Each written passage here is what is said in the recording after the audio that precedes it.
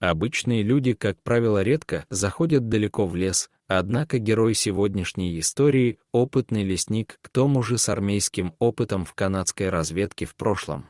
Однажды утром Джон гулял в лесу недалеко от своей хижины. Внезапно он остановился, так как раздался пронзительный вой в округе. Он бросил свою экипировку и инструменты, которые брал для замера диаметров деревьев, и медленно пошел на звук. Через время сквозь низкую растительность мужчина вышел на лесную поляну. Он столкнулся с крупной волчицей, ее лапы были зажаты в капкане, и она яростно пыталась освободиться. Но спустя время она сдавалась и снова ложилась на землю. Волчица выглядела очень уставшей, как будто потеряла всякую надежду освободиться. Джон был шокирован. Он хотел помочь животному, но когда подошел ближе, волчица зарычала, шерсть на ее спине встала дыбом, но больше от страха, чем от настоящей злобы. Хищник резко дергал лапу, в надежде, что сможет освободиться и убежать. Но силы были на исходе. Джон отступил назад, не желая получить травмы и беспокоить дикое животное. Тогда он заметил нечто неожиданное: волчица была явно самка. Но это само по себе не было удивительным. Ее вымя было полное молока. Это значило, что где-то должны быть ее детеныши, которые с нетерпением ждут свою маму. Если они еще живы, детеныши, кормимые матерью, не могут выжить долго без нее. Так и оказалось. В кустах неподалеку выглядывал маленький волчонок. Скорее всего, малыш был не один. Видимо, из-за потомства волчица была так агрессивна, пыталась защитить их, но не могла преодолеть ловушку браконьеров. Если Джон хотел спасти детенышей, ему нужно было действовать быстро, но он не мог подойти к волчице, опасаясь, что она может нанести ему вред. Ведь дикое животное в такой напряженной ситуации непредсказуемо. При этом волчица была на грани смерти. Похоже, она потеряла много крови из-за раны на лапы. Если оставить ее одну, смерть была бы неизбежной, причем в течение суток-двух.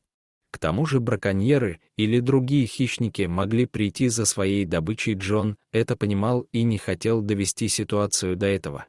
После всего, что он прошел в жизни, он стал тем, кто никогда не сдается. Он не был готов отказаться от этой умирающей волчицы. Он знал, что каждая секунда, которую он тратит, может означать, что эта волчица или один из ее детенышей не выживут. Действовать нужно было прямо сейчас. Джон собрался с духом, присел и медленно стал приближаться к волчице. Он осторожно коснулся ее лапы. К его удивлению, она не отреагировала. Она была уже совершенно обессиленной. Сейчас или никогда. Он осторожно отгородился от волчицы одной рукой, которую обмотал курткой для защиты в случае агрессии, а другой рукой нажал на механизм капкана, чтобы освободить ее, но он не раскрылся, лапа осталась заперта. Вероятно, капкан заклинил из-за мощных рывков, когда волк пытался сбежать. Джону не оставалось времени на размышления. Он двумя руками налег на капкан, вопреки безопасности, оставив шею без прикрытия, и у него получилось. Волчица не сопротивлялась, изредка приходила в сознание и рычала. Затем мужчина поднял волчицу на плечо и потащил ее к своей хижине. Она находилась всего в нескольких сотнях метров от него, но все равно потребовалось почти 20 минут по снегу нести довольно тяжелого хищника. Он положил волчицу рядом с буржуйкой. Животное было уже близко к переохлаждению. Пока домик прогревался, лесник смог рассмотреть раны зверя, которые затем он вымыл и обработал своим аптечным набором. У Джона был курс оказания медицинской помощи во время службы в армии, поэтому он знал точно, что делать. Лапа волчицы сильно пострадала, но, к счастью, не сломана. Если бы мужчина ждал дольше, то волк бы точно потерял лапу, а скорее всего просто бы истек кровью. Но даже без лапы волчицы не выжить в дикой природе. Теперь мужчина надеялся, что сможет спасти ее жизнь и сохранить лапу. Хищница постепенно начала проявлять признаки жизни. Когда она снова зарычала на него, Он понял, что она будет в порядке. Ей нужно было время, чтобы поправиться, но, зная, что она вскоре придет в себя, Джон решил вынести ее из дома на веранду. Постелил там теплый коврик и поставил миску с водой. А затем вынес спасенного зверя. После того, как он позаботился о матери волчицы, Джон отправился на поиски ее детенышей. Но с чего ему начать, чтобы найти логово с волчатами?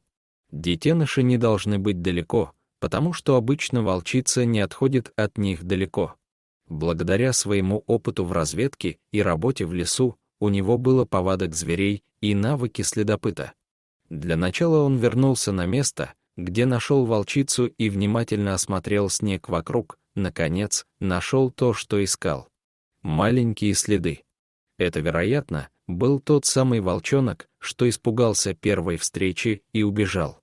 После непродолжительного следования по следам, лесник вышел к нужному месту. Это было скрытое на первый взгляд местечко. Надеясь, что это было убежище с волчатами, он собрал волю в кулак и попытался их привлечь. Однако волчата были обучены оставаться внутри, пока не услышат свою мать. Джон был непреклонным и делал все возможное. Он попробовал сымитировать вой волка, но ничего не произошло. Он попробовал еще раз, но все равно ничего не случилось. Он только начал задумываться о том, опасно ли входить в нору, когда внезапно выскочил маленький волчонок. Он голодал из-за этого, вероятно, был готов рискнуть, чтобы выйти без мамы. Когда первый самый смелый малыш вышел, вскоре последовали и остальные, зная, что он не сможет унести всех четверых, он аккуратно поместил их в мешок и закрыл его. Джону нужно было проверить, нет ли еще детенышей в норе. Засунуть голову в нору волка никогда не было хорошей идеей, но мысль о том, что он мог оставить одного из них, была неприемлемой. Мужчина лег на живот и немного вполз внутрь. К счастью, это не было так глубоко, как он предполагал. Джон посветил фонариком, но других волков не было видно. Теперь он мог уйти отсюда с чистой совестью, зная, что детенышей не осталось в норе. Он взял мешок с волчатами и вернул их к матери. Когда Джон открыл дверь на веранду, где спала волчица, щенки заскулили. Мужчина положил открытый мешок на пол, и оттуда вылетели волчата. Их мать услышала голоса своих детишек и привстала на лапы. Глаза ее были влажными, как будто она плакала от встречи, на которую уже не рассчитывала. На мужчину не было никакой негативной реакции, рычания или попыток напасть, но он все равно оставил щенков рядом с матерью и ушел в свое помещение, подглядывая за ними через щель в двери. Джон надеялся, что его запах не оттолкнет мать от них. Волчата узнали мать и бегом бросились к ней. Она обнюхала их, и Джон замер на мгновение, задерживая дыхание. Она их узнала. Опытный искатель приключений был рад до слез, когда она начала лизать волчат.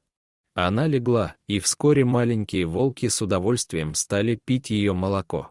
Волчица провела с Джоном некоторое время и становилось все лучше. Мужчина лишь приносил раз в день мясо и менял воду, при этом дверь на улицу была открыта. Вскоре волчица смогла подняться и даже ходить прихрамывая. Через несколько дней, утром, она громко позвала своих детенышей, они все поднялись и пошли за ней. Джон понял, что они уйдут навсегда.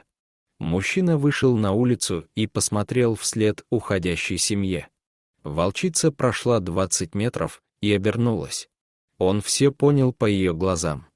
Это была безграничная благодарность именно этому человеку, но при этом осторожность к людям в целом, ведь из-за нехороших людей волчица чуть не погибла, чуть не погибли ее детки.